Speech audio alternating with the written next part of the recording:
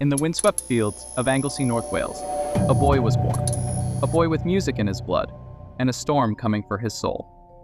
Ren Erin Gill entered this world on March 29, 1990, in the quiet town of Bangor. He was raised in Dwyran, a remote village where sheep outnumber people, and dreams often stay buried under gray skies. But Ren was different. At 10, his father handed him a guitar, and unknowingly, a lifeline. He taught himself to play, slowing down Jimi Hendrix tapes, absorbing every note like medicine. By 12, he was selling home-burned beat CDs at school. By 13, he was performing in public. He left the island to chase something bigger, music school at Bath Spa University. There, he met others like him, outsiders with fire in their chest, and formed an indie hip-hop band, Trick the Fox. Whoa, whoa.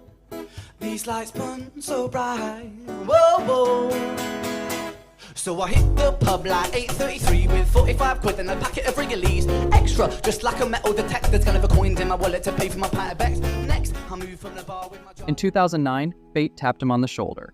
While busking on the street, Ren was discovered by Sony producer Eric Apapule.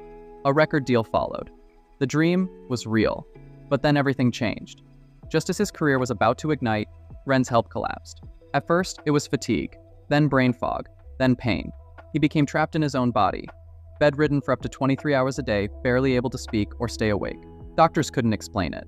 Over the years, he was misdiagnosed repeatedly, told he had depression, chronic fatigue syndrome, even bipolar disorder. But the treatments never helped. The symptoms worsened. His body ached, his nervous system rebelled. Every sound, every light, every movement became a battle. He lost weight, he lost time, he lost hope. The album was shelved. Trick the Fox disbanded, and Ren, once on the verge of stardom, was now curled in a dark bedroom, back in Dwyran, watching life move on without him. But even in the silence, the music didn't leave him. From his bed, he built a home studio, recording between waves of pain and exhaustion. In 2016, he released Freckled Angels, a deeply personal tribute to his best friend Joe Hughes, who had died years earlier. It was music written through agony, each lyric a pulse from a fading heart. This song is probably one of the most important songs that I've ever written, I feel. It's dedicated to a friend of mine who passed away about 8 months ago, called Joe Hughes, so everyone remember that name because he's an absolute legend. And it's called Freckled Angels, and it goes like this.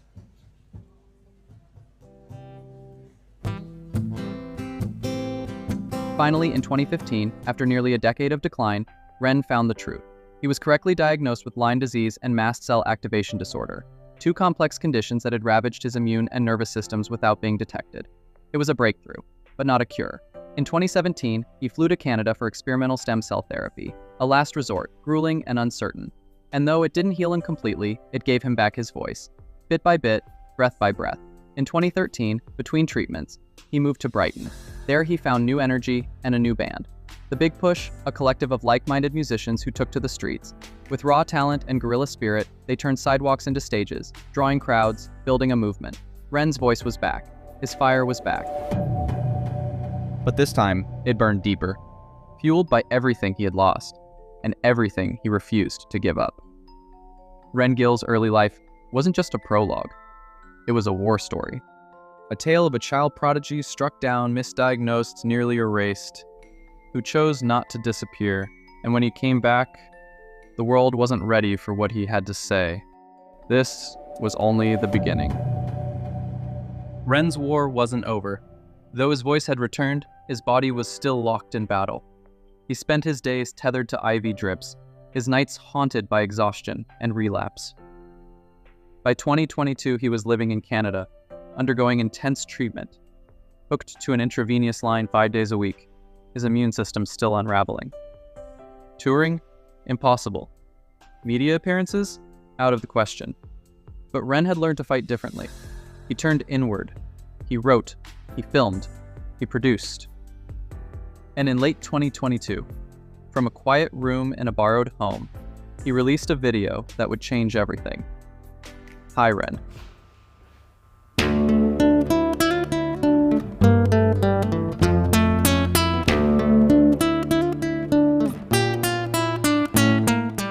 It wasn't just a song. It was a reckoning. Alone in a wheelchair, dressed in a hospital gown, acoustic guitar in hand. For over 9 unbroken minutes, Ren rapped, wept, snarled, and spoke to himself. The track was a conversation between two versions of his psyche. The broken self, weary from illness, and the inner critic, seething with doubt and bitterness. No hook, no chorus, no beat. Just raw truth, delivered in a single take.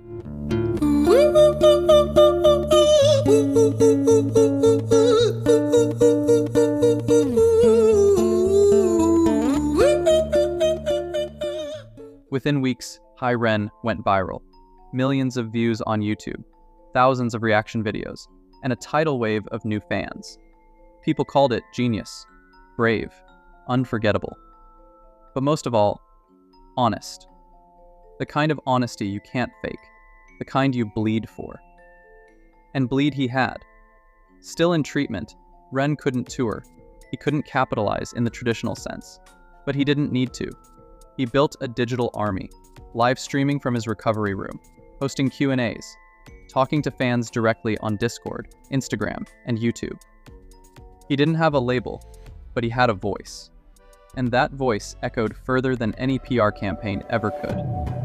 On October 13th, 2023, Friday the 13th, fitting for someone who had faced nothing but bad luck, Ren released Sick Boy, his most ambitious album yet. Entirely self-produced, written, recorded, and arranged while chronically ill. It wasn't just music, it was testimony.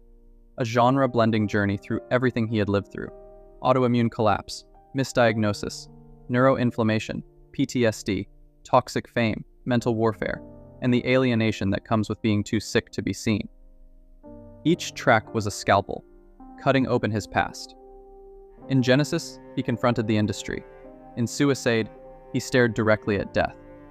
In Sick Boy, he snarled against the system that failed him. There were no filters, no commercial polish, just story, pain, rage, and grace. Critics barely had time to react. The fans made the statement louder, despite going up against music giants like Drake, Troye Sivan, and even the enduring Rick Astley. Ren's Sick Boy surged to #1 on the official UK albums chart. No label, no radio play, just raw connection. He beat them all by nearly 6,000 chart units in the final hours. But for Ren, the victory wasn't about chart positions. It was about survival, validation, a moment of light after a decade in the dark, a confirmation that his story mattered, and that his voice, once nearly stolen by disease, had become unstoppable. And somewhere in the quiet aftermath, hooked to another IV line, Ren likely smiled, not because he had conquered the world, but because he had finally been heard. Ren had more to say. In 2024, while still managing his health, he returned with Animal Flow, a visceral, mask-clad burst of lyrical savagery and body rhythm that once again split open the boundaries of performance art and rap. He followed it with a duet with the viral artist Chinchilla, dripping with vulnerability and harmonic rage, and The Hunger, a theatrical multi-voice descent into moral collapse, identity, and human duality. Every track became a short film, every release, an event. Critics didn't know where to file him. Was he hip-hop, punk, performance poet, alt-rap philosopher? None of the labels fit. And that's exactly how Ren liked it. With each drop, his audience swelled, not just in numbers, but in depth. His fans weren't passive listeners, they were lifelines. A global network of misfits, artists, chronic illness survivors, mental health advocates, and everyday people who felt seen in the scars of his work. They called themselves renegades, but in truth, they were something rarer. A tribe formed not by hype, but by healing. Fans tattooed his lyrics on their skin, they made fan art, cover songs, documentary reactions, murals. They sold out every limited vinyl pressing, crashed his site during merch launches, and streamed his music into the millions, on their own terms, without a single ad dollar behind it. Industry figures began to take notice. Sick Boy was longlisted for the 2024 Mercury Prize. Hi Ren was studied in music and psychology classrooms. Journalists called him the most important independent artist in Britain.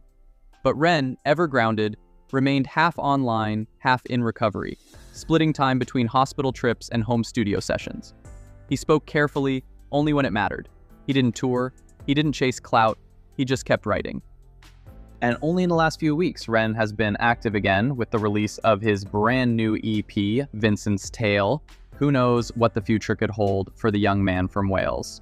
One thing we know for sure is that his talent is limitless, and the effects on his fans will leave an imprint on the world forever.